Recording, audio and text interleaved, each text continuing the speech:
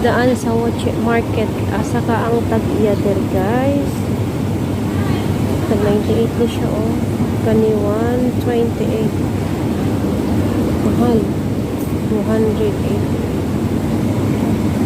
Mahal yung mga isda. Mga lapu-lapo. Pula-pula.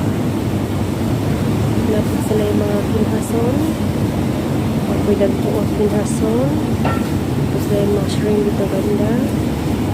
Yung tag-iya o asara. Kaya palit ako.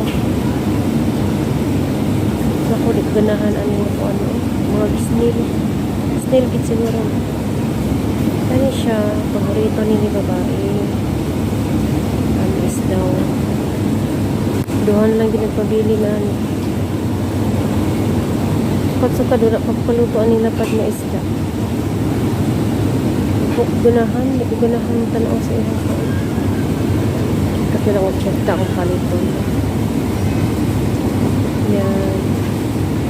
Pag $80. Paborito ni Bayot-Yot. Kaya nagkasakit siya. Itong palitan siya mahal nga isda. Duharas na mukhaon ang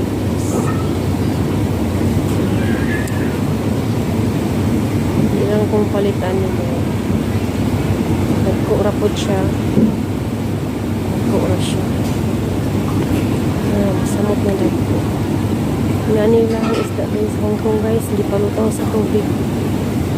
Hindi ba guys? Presko kayo siya.